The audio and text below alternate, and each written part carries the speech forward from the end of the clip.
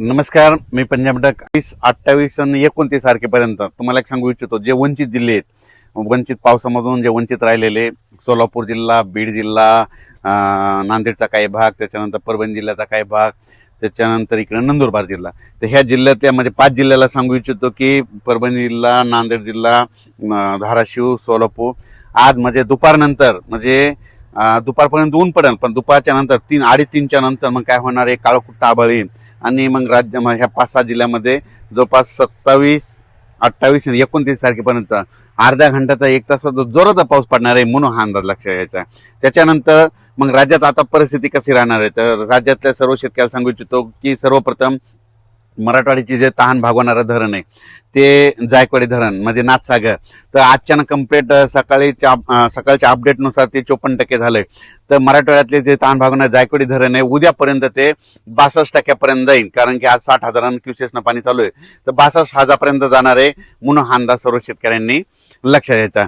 त्याच्यानंतर परत एक तुम्हाला शेतकऱ्यासाठी आनंदाची बातमी, कारण की बंगालच्या खाडीमध्ये एक कमी दाबाचा पट्टा तयार होत असल्यामुळं 29 तारखेला ते काय होणार आहे की इकडं नागपूरकडे येणार आहे. 29, 30, 31 आणि 1 तारखेच्या दरम्यान मग नागपूर, चंद्रपूर, वर्धा, भंडारा, गोंदिया, यवतमाळ, अमरावती, वाशिम, हिंगोली, अकोला, बुलढाणा, शेगाव, खामगाव, मेकर, जळगाव जामोद, जळगाव नांदुरा, जळगाव, धुळे, नंदुरबार आणि त्याच्यानंतर त्र्यंबकेश्वरकर आणि इकडे गुजरातकडे जाणार आहे. म्हणजे 30, 31 आणि 1 तारखेच्या दरम्यान ह्या पट्ट्यामध्ये जवळपास 10, 15, 16 जिल्ह्यामध्ये मात्र मुसळधार पाऊस पडणार आहे म्हणून हा अंदाज लक्षात. परत सांगतो मुसळधार पाऊस कसा पडणार आहे.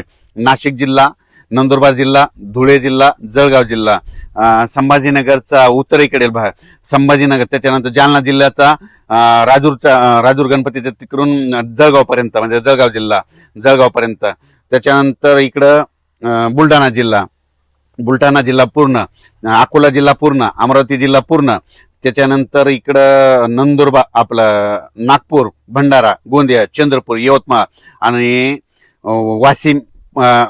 वाशिम ह्या पट्ट्यामध्ये काय होणार आहे, मुसळधार पाऊस पडणार आहे. कारण की जे चक्रीवादळ मध्य प्रदेश आणि महाराष्ट्राच्या बांधीनं हे कमी दाबाचा पट्टा असा जाणार आहे आणि गुजरातमध्ये जाऊन मात्र धुमाकूळ घालणार आहे म्हणून गुजरातच्या शेतकऱ्यांनी हे अंदाज लक्षात घ्यायचा. मध्य प्रदेशच्या बुरहानपूर शेतकऱ्या, खंडवा शेतकऱ्यांनी अंदाज लक्षात घ्यायचा. त्याच्यानंतर तिकडे पाऊस पडत असल्यामुळे जे बुलढाणा जिल्ह्यातले कॅचमेंट एरियातले जे छोटे छोटे धरण आहेत त्या धरणात तलावात पाणी येणार आहे. बुलढाणा जिल्ह्यासाठी आनंदाची बातमी, अकोला जिल्हा, अमरावती जिल्हा, वर्धा जिल्हा, भंडारा जिल्हा, संपूर्ण जिल्ह्यासाठी आनंदाची बातमी. पण ते तिकडे पाऊस पडत असल्यामुळे परभणी जिल्हा, नांदेड जिल्हा, त्याच्यानंतर लातूर जिल्हा, धाराशिव जिल्हा, बीड जिल्हा आणि जालना जिल्ह्यात इकडे देखील काय होणार आहे, म्हणजे ह्या 3 दिवसात म्हणजे 27, 28, 29 पाऊस पडणार आहे. पण 30, 31 आणि 1 तारखेच्या दरम्यान परभणी, हिंगोली, नांदेड, लातूर, धाराशिव, बीड आणि संभाजीनगर जिल्ह्यात देखील जोराचा पाऊस पडणार आहे म्हणून हे परभणी जिल्ह्यातल्या शेतकऱ्यांसाठी आनंदाची बातमी. त्याच्यामुळे अहिल्यानगर जिल्ह्याला देखील पाऊस पडणार आहे म्हणून अहिल्यानगर जिल्ह्यासाठी आनंदाची बातमी. त्याच्यानंतर इकडं पश्चिम महाराष्ट्रामध्ये सोलापूर, सांगली, सातारा, कोल्हापूर तिकडे सरी मात्र त्या चालूच राहते आणि कोकणपट्टी घाटमध्ये त्याचा पाऊस चालू राहील. पुण्याला देखील चालूच पाऊस राहील.